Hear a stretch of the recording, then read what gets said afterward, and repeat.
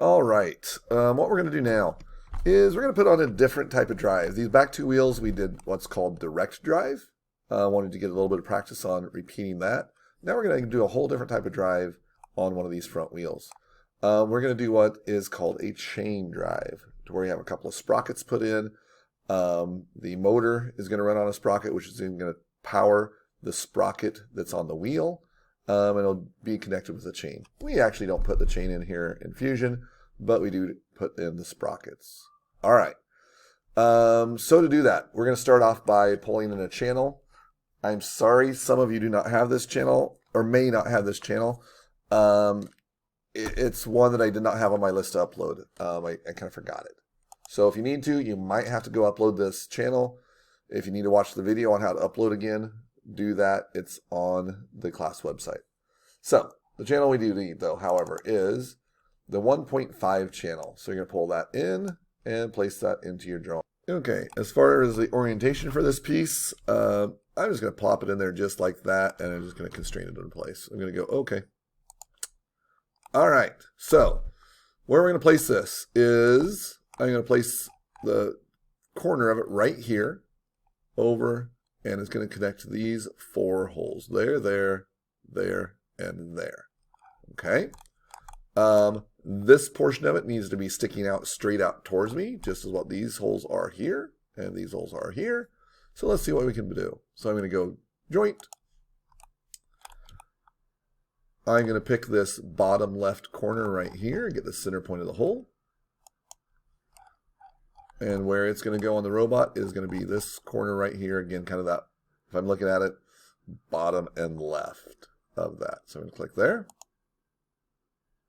Put that piece in there. Mine happened to go in there just perfectly aligned. If you need to, rotate yours around to where it aligns correctly and looks like this.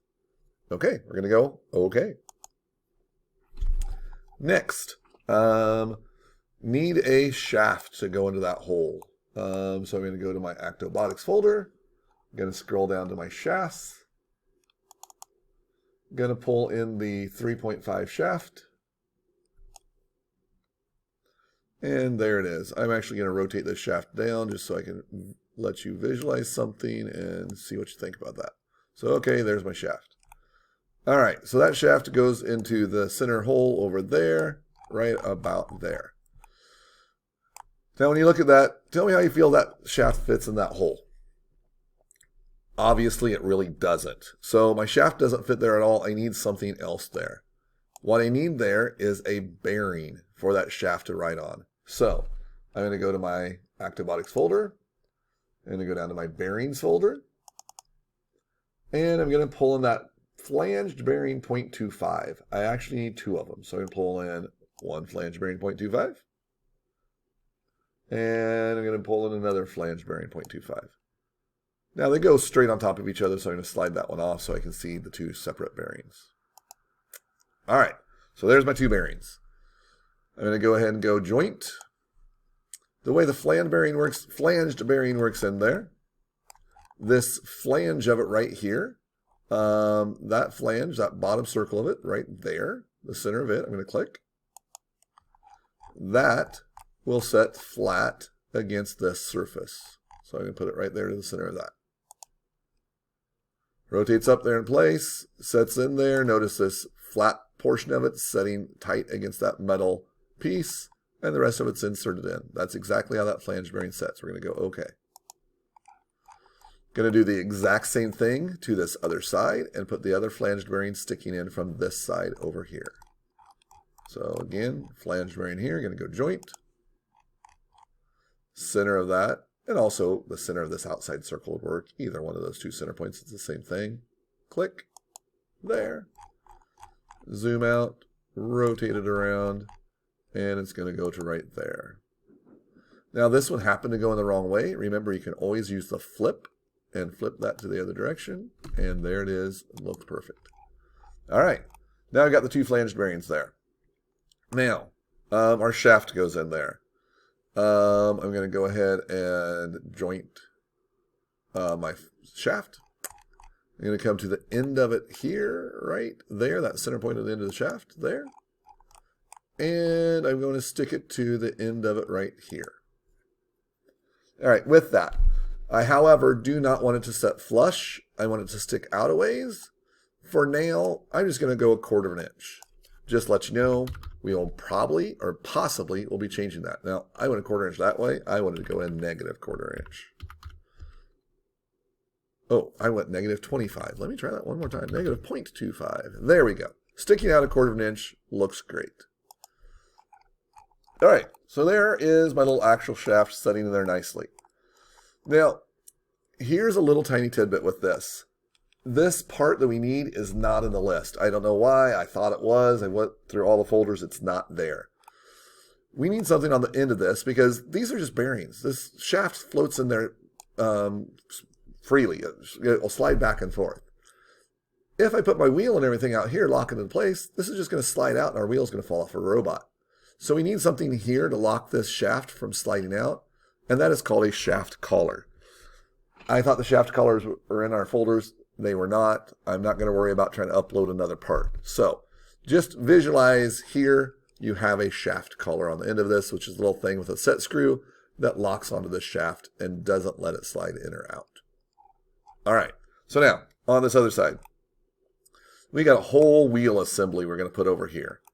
Let's start putting that together, or at least pulling in the parts for it. Actually, the first thing I should say, we're not going to pull it apart. Well, yes and no. All right, first, let's go look here. Sorry, kind of going sideways there. Go to the spacers folder. Now the spacers folder. This is the spacer we need. 0.5 hub spacer. For whatever reason, neither one of mine work. I pull them in, and it gives me a little error with it. Actually, is it going to pull it in this time? Nope, there's my error. So it gives me an error with it. I don't know that yours is going to come in or not. If yours comes in, great. You do not need to do this next step. If yours does not come in, we actually are going to have to make this little spacer. So it's a pretty simple little spacer. We're going to simplify it a lot from the ones here that has the holes in it. We'd honestly use this one, but for now we just need a spacer to hold the spacing. So we're going to make that. So go to a new drawing, or drawing, and we're going to start a sketch. So we're going to create a sketch. I'm going to go ahead and just put it on that front plane. We're going to start by drawing a circle, locking it into my origin. I'm going to dimension that circle at 0.63. All right, there's my 0.63 circle. Looks great. It's all black. It's fully constrained. We're going to go ahead and finish our sketch. And then from there, we're going to go ahead and extrude. We're not going to do it symmetric or anything like that. We don't need to. And we're going to extrude that a distance of 0.5. All right, beautiful. That portion is done. Next, we're going to create the next little part of it. The next little part, we're going to go on this front surface here of it there. So I'm going to click there. I'm going to once again make another circle, attaching to that center point. And I'm going to pull that out here, something about like that. I'll go ahead and dimension that. And we're going to dimension that at 0.5. Should make it all black. And we're going to finish our sketch. We're then going to extrude again. I'm going to extrude that center portion of it. I'm going to pull it out. And I'm going to pull it out 0.1. Like so. Looks great. And now last but not least, we're going to put a hole in this. We're going to go hole. Going to attach it to the center there. I didn't get the center point exactly. Oh, there we go, locked into the center. Going to make that a 0.25 diameter hole. The distance is going to go all. So 0.25 diameter of all, and go OK. So there is a beautiful little spacer. Simpler than the other one we saw here that has these other holes in it, but it'll still work just fine for what we're going to try to do with this. So with that being said, we're going to go ahead and save that. So we're going to go up to File and down to Save.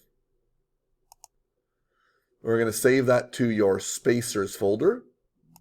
So remember, you have to go to your CAD 1 and 2 folder, Actobotics folder, then scroll down to your Spacers folder, and save that there. You're going to save that as a .525 shaft spacer. 0.525 shaft spacer. And save that there. I'm not going to save mine because I've already saved it. I don't want to create two of them there. So there we go. So that one is done. Let's go back to our base robot and let's pull in all these parts we need to make this this wheel. So first we're going to need that spacer we just made. So if it's not there, remember you do need to refresh your screen. So go refresh and it should refresh that. And mine's already there, so I really didn't need to refresh. I'm going to pull in that spacer. Okay, great. Going to go okay. Next, I'm going to need a wheel. I'm going to pull in the same wheel we did before, the 595 410 wheel. And okay. Next, we're going to need a hub. Some classes uploaded both of these hubs. I didn't have both these hubs up for both classes.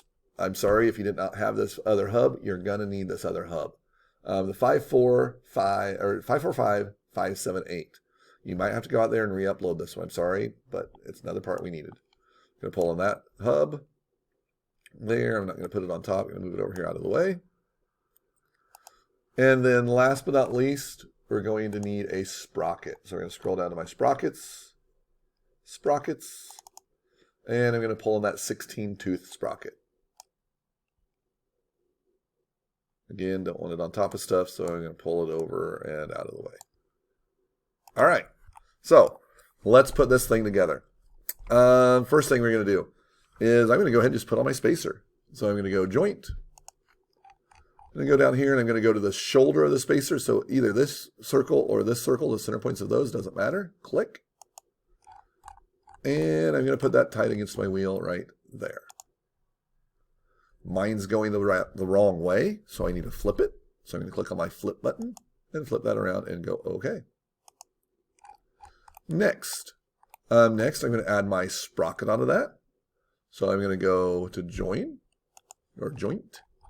I'm going to add in that center point of, and I did that pretty quickly, sorry. I'm going to add in the center of this circle, that center point of it. There, and I'm going to go to the center of my hub here. Move my sprocket over. Again, I'm having bad luck. I need to flip that again and flip it so it sits there on the outside. And that sits there. Now, honestly, when we designed this piece, a better design, I could have added another little 0.5 circle, extruded it out 0.1, and that would have held that center nicely. It's okay for this little part that we did here. We won't have to do that. All right. Next, we're going to add our hub. We're going to go joint. I'm going to add this side of the hub here. Center point of that circle, that is. And we're going to add it to the other side over here. Right to there. And we're going to go OK. All right. So now the way this thing would work is you would take a bolt in the 4 holes that line up here, the 1, 2, 3, 4 holes, bolt that hole through or put that screw through there, bolting through the wheel. The shafts would come right through here of the bolt, and it would screw into these 4 holes here. That'd make that all one solid unit, and that'd be great. So now what we need to do is we need to put this into place. So this whole assembly is going to go right here onto the shaft. So we're going to go ahead and go joint. Center point of that shaft, right up to there. And it's the wrong way, so I need to flip it. I will need to offset that, but honestly, right now I don't know because I didn't move the whole assembly up. So I'm going to go OK, and I'll move the whole assembly up there. Now let's see what we got. Let's see about our spacing. All right. Our spacing is, it's sticking out there a pretty long ways. Right now, I'm honestly not going to worry about modifying that because I'm going to go ahead and get my motor set in place, get my sprocket on my motor, and then we'll adjust and get these things lined up with each other. All right, so let's go ahead and put our motor in next. I honestly see there's about 12 seconds left on this video, so this is a great place to stop this video. We'll stop here. We'll do another video on the next part of this. Good luck.